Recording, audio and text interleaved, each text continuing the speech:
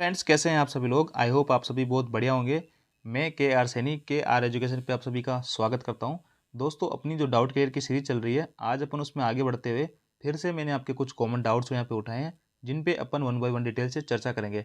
और दोस्तों, ये जो डाउट्स है यहाँ पे ग्रुप डी वालों और एनटीपीसी वालों के दोनों के ही मिक्स में डाउट है, और कोई कोई डाउट ऐसे हैं जो दोनों के ही काम के हैं। तो चलिए फ्रेंड्स, देखते हैं आज का डाउट नंबर फर्स्ट। इन पे अपन जो है डिटेल से चर्चा करेंगे।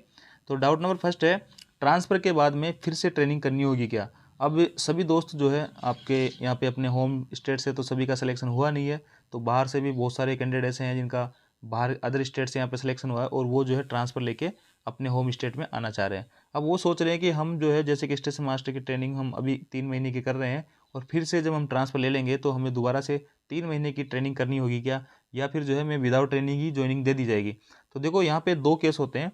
ट्रांसफ़र अगर दो टाइप से होते हैं, एक आपका जो है इंटर डिवीजन ट्रांसफ़र हो जाता है।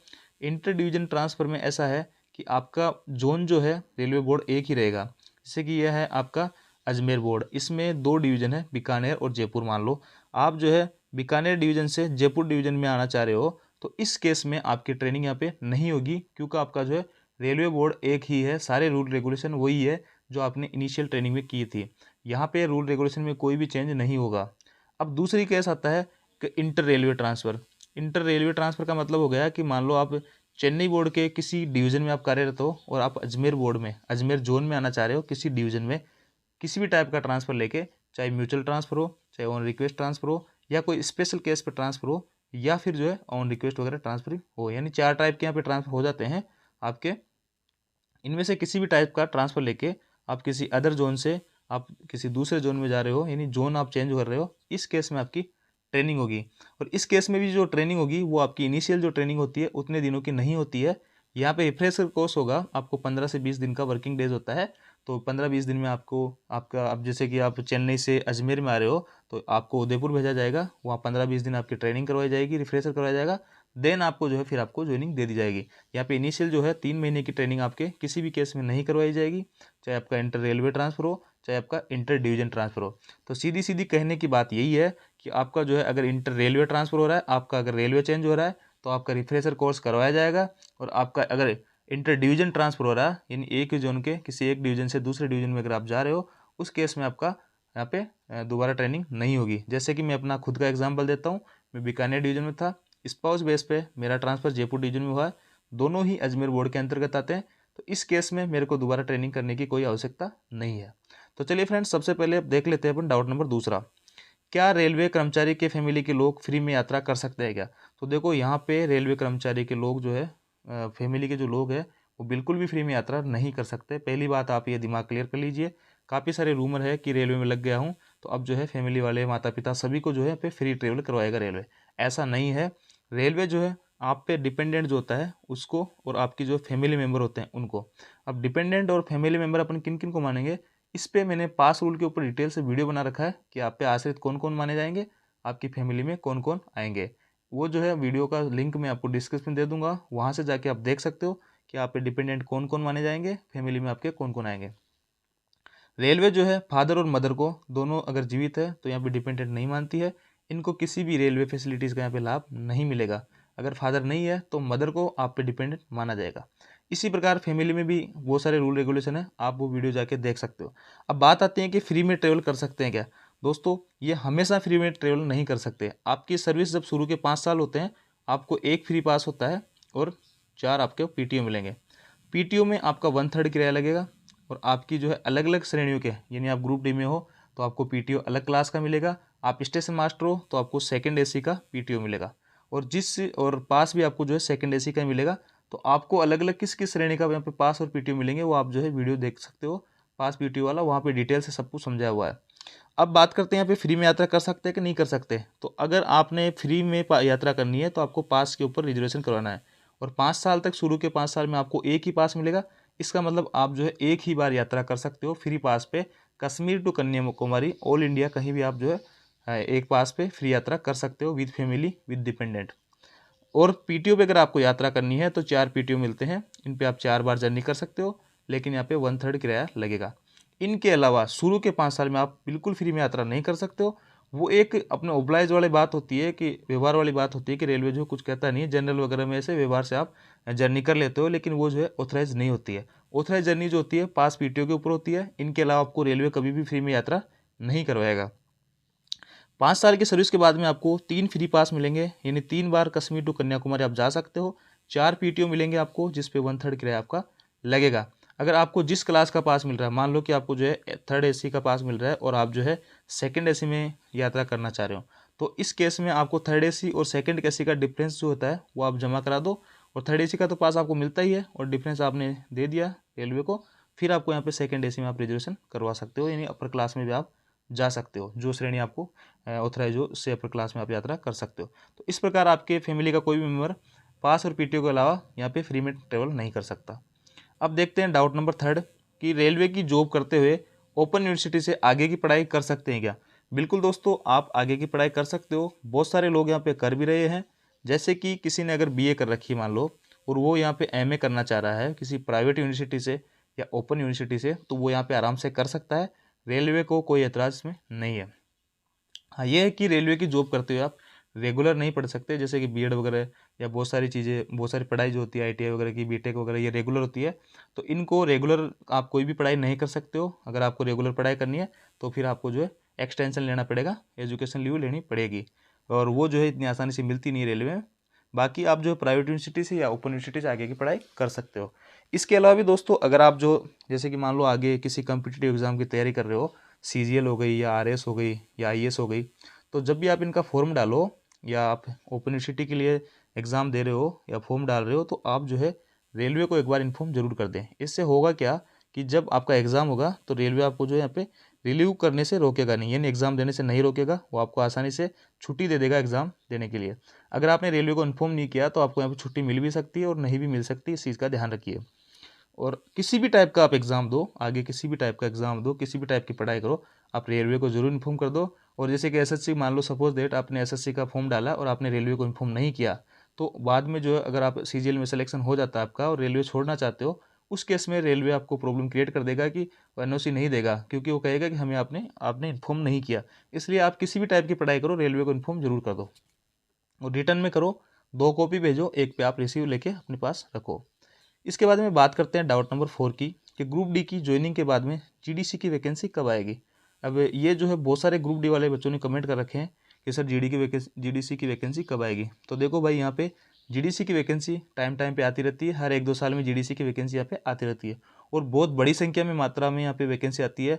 जनरल एग्जाम से, जैसे कि एनटीपीसी या ग्रुप डी का आप डायरेक्ट एग्जाम देते हो, वहाँ पे बहुत सारा कंपटीशन होता है, जबकि जीडीसी और एलडीसी के एग्जाम में बहुत कम कंपटीशन होता है।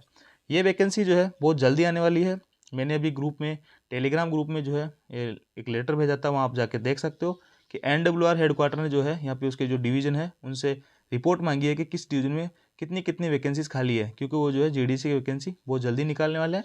हो सकता है ये वैकेंसी आपके आने से पहले ही निकल जाए, क्योंकि यूनियन वगैरह का कहना है कि आग नए बच्चे अगर आ जाते हैं उसके बाद में अगर जीडीसी की वैकेंसी आएगी तो सभी कैंडिडेट जो है नए बच्चे सिलेक्शन हो जाएगा, क्योंकि इसका आप सभी को पता ही है सिलेबस होता है जनरल, ये जीएस जीके वगैरह सारा कुछ ये होता है, मैथ वगैरह।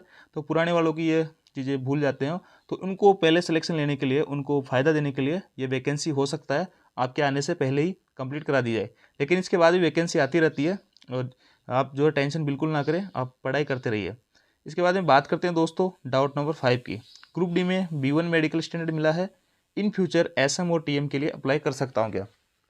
तो देखो, ये भी बहुत सारा कॉमन यहाँ पे डाउट है बहुत सारे बच्चों का, या किसी को B1 मेडिकल स्टैंडर्ड मिला है और वो जो है ऐसा चाह रहे हैं कि सर फ्यूचर में हम मान लो स्टेशन मास्टर के लिए, ट्रेन मैनेजर के लिए A2 मेडिकल स्टैंडर्ड है, तो क्या हम उसके लिए एलिजिबल होंगे क्या। तो देखिए दोस्तों, अगर आपका A2 मेडिकल स्टैंडर्ड होता है तो अभी आपको यहाँ पे B1 स्टैंडर्ड नहीं मिलता, आपको यहाँ पे A2 ही मिलता। अगर यहाँ पे आपको B1 मिल गया और कल को मान लो जीडीसी या एलडीसी का एग्जाम आता है और आप उसमें फॉर्म तो अप्लाई कर सकते हो, एग्जाम भी दे सकते हो, लेकिन जब बात मेडिकल की आएगी तो आपका वहाँ पे A2 ये मेडिकल देखा जाएगा कि पिछली भर्ती में आपका मेडिकल क्या था, और वहाँ पे आपका B1 मेडिकल स्टैंडर्ड रहा होगा, तो फिर आपको यहाँ पे B1 की तरह ही कंसिडर किया जाएगा, या B1 से लो ही आपको कंसिडर किया जाएगा। A2 में आपको कंसिडर नहीं किया जाएगा, क्योंकि आंखें जो होती है समय के साथ में खराब ही होती है, सही होने के चांसेस बहुत कम होते हैं। तो इस प्रकार आपको यहाँ पे बहुत बड़ी समस्या का सामना करना पड़ सकता है और हो सकता है स्टेशन मास्टर और ट्रेन मैनेजर के लिए आपको यहाँ पे कंसिडर नहीं करेंगे। तो अभी ग्रुप डी का जो मेडिकल स्टैंडर्ड है ये बहुत इंपॉर्टेंट है, यहाँ पे अपना मेडिकल जो है आप अच्छे से कराइए। इसके बाद में दोस्तों बात करते हैं डाउट नंबर 6 की, रेलवे में एजुकेशनल क्वालिफिकेशन का वेरिफिकेशन कैसे होता है। बहुत सारे कैंडिडेट ऐसे बोल रहे थे कि सर यहाँ पे हमारा 8वीं क्लास का भी वेरिफिकेशन होगा क्या, या 12th का भी वेरिफिकेशन होगा क्या। तो देखो यहाँ पे 8वीं क्लास का है, कोई वेरिफिकेशन नहीं होगा। 10th-12th का जो बोर्ड एग्जाम है वो आपके जो है ऑनलाइन यहाँ आपका वेरिफिकेशन हो जाता है। ऑफलाइन स्कूल वगैरह में यहाँ पे वेरिफिकेशन का भी भेज दिया जाता है, किसी भी डाउट होता है तो, या फिर जो है ऑनलाइन ही सारा कुछ वेरिफिकेशन हो जाता है। हाँ, आपकी जो यूनिवर्सिटी होती है, जैसे कि मान लो आपने बीटेक की है, कोई भी टेक्निकल यूनिवर्सिटी है जहाँ से आपने टेक्निकल डिग्री ली है, तो उस यूनिवर्सिटी में आपको एक लेटर भेजा जाएगा रेलवे बोर्ड की तरफ से। जो डीआरएम ऑफिस होती है वहाँ पे पी ब्रांच के बाबू होते हैं जो ज्वाइनिंग वगैरह का सारा काम देखते हैं, वो वहाँ पे लेटर भेजेंगे कि ये कैंडिडेट है हमारे यहाँ पे इस पोस्ट पे सिलेक्शन हुआ रेलवे में, तो इसने आपके यहाँ से इस सन में ये डिग्री ली है या नहीं ली है। अगर आप फर्जी कैंडिडेट होंगे तो ऐसे आप वहाँ पे पकड़े जाओगे। इसी प्रकार किसी ने बीए कर रखी है तो उसकी यूनिवर्सिटी में भेजा जाएगा, जैसे राजस्थान यूनिवर्सिटी से कर रखी है तो राजस्थान यूनिवर्सिटी में जाएगा, वहाँ सारा कुछ आपका डाटा निकल के आ जाएगा कि आप जो है जेन्युइन कैंडिडेट हो या फेक कैंडिडेट हो। इसके बाद दोस्तों पुलिस वेरिफिकेशन भी ऐसे होता है। पुलिस वेरिफिकेशन जैसे कि आप अटेस्टेशन फॉर्म में जो यहाँ पे नियर बाई थाना डालते हो, वहाँ पे रेलवे लेटर भेजता है बाई पोस्ट, आपका सारा कुछ डाटा होता है उसमें, तो उसके आधार पर पुलिस वहाँ पे वेरिफिकेशन करके सारा कुछ रेलवे को वापस रिप्लाई भेजती है कि ये जो कैंडिडेट है जेन्यून है, इसके खिलाफ कोई एफआईआर है, ड्यू है, या सारा कुछ इस पर दोष सिद्ध हो रखा है नहीं हो रखा, सारी डिटेल वो वहाँ पे वापस भेजते हैं। इसके बाद दोस्तों बात करते हैं लीव्स का नकदीकरण। तो देखो रेलवे में अंदर जो है छुट्टियों का भी पैसा मिलता है आपको, और छुट्टियों का जो है यहाँ पे 300 छुट्टियाँ जो रहती है एलएपी। एक तो आपको बता देना चाहता हूँ कि छुट्टियाँ जो होती हैं यहाँ पे सीएल का कोई नकदीकरण नहीं होता है, कैजुअल लीव होती है, साल में 10 मिलती है, इनको लेना ही लेना होता है, नहीं लेते हो तो लैप्स हो जाती है, अगले ईयर में जुड़ती नहीं है। बात करते हैं एलएपी की, तो एलएपी जो है 1 जनवरी को आपको 15 मिलती है, 1 जुलाई को 15 मिलती है, एक साल में टोटल हो गए 30। ये 30 छुट्टियाँ अगर आप लेते हो तो ये डेबिट हो जाएगी, नहीं लेते हो तो आपके आगे क्रेडिट होती जाएगी, जुड़ती जाएगी। इसके बाद में हाफ एलएपी, हाफ एलएचएपी होती है, जिसको अपन मेडिकल सिक बोलते हैं, और पूरी साल में ये 20 मिलती है हाफ, और फुल की अगर बात करें तो ये जो थी फुल हो जाती है 10, यानी 10 फुल छुट्टी आप मेडिकल की साल में ले सकते हो। और भी कई सारे टाइप की छुट्टियां हैं यहाँ पे मैंने डिटेल से बता रखा है, मेटर्निटी लीव हो गई, पैटर्निटी लीव हो गई, एजुकेशन लीव हो गई, और डीडी डबल ड्यूटी रेस्ट हो गया, बहुत सारी टाइप की छुट्टियां हैं जिन पे मैंने अलग से एक वीडियो बना रखा है, उसका लिंक मैं आपको डिस्क्रिप्शन दे दूंगा, आप वहाँ जाके उसका लीव देख सकते हो कि किस किस टाइप की यहाँ पे लीव्स होती है। और लीव्स रूल के ऊपर पीडीएफ जो होती है कंप्लीट मैंने यहाँ पे टेलीग्राम ग्रुप में भेज रखा है, तो वहाँ जाके भी आप देख सकते हो। अब नकदीकरण में ऐसा है दोस्तों, यहाँ पे सीएल का नकदीकरण होता नहीं है, एलएपी का यहाँ पे नकदीकरण होता है। तो नकदीकरण का क्या रूल है वो अपन देख लेते हैं, नकदीकरण का क्या रूल है। स्क्रीन पे आप देख पा रहे होंगे छुट्टी का नकदीकरण। यहाँ पे आप जो है 10 दिन की, यानी एक बार में 10 दिन की छुट्टियों का आप नकदीकरण ले सकते हो। पूरे सेवा काल में 60 दिनों की छुट्टी का आप नकदीकरण ले सकते हो, यानी कि आप जो है 10 छुट्टी का एक साथ में ले सकते हो, और टोटल आप 6 बार में ले सकते हो, यानी 60 छुट्टी का आपको पैसे मिलेंगे। 2 वर्ष में एक बार तथा पूरे सेवा काल में 6 बार, यानी एक बार आपने 10 दिन की छुट्टी के पैसे ले लिए तो उसके बाद में फिर आपको 2 साल इंतजार करना होगा, उसके बाद फिर से आप अप्लाई कर सकते हो और फिर आपको 10 दिन की छुट्टी के पैसे यहाँ पे मिल जाएंगे, एलएपी छुट्टियों के पैसे। इस प्रकार ऐसे करके आप हर 2 साल में 6 बार तक आप यहाँ पे पैसा ले सकते हो, यानी टोटल आप 60 छुट्टियों का पैसा आपको मिलेगा। और देखो छुट्टी का नकदीकरण जब भी होगा आपके 10 छुट्टियों का पैसा तभी मिलेगा जब ये 10 छुट्टियाँ आप अप्लाई करने के बाद में आपके खाते में 50 दिन की छुट्टियाँ बकाया हो, यानी 50 दिन की छुट्टियाँ आपके अकाउंट में रहना चाहिए।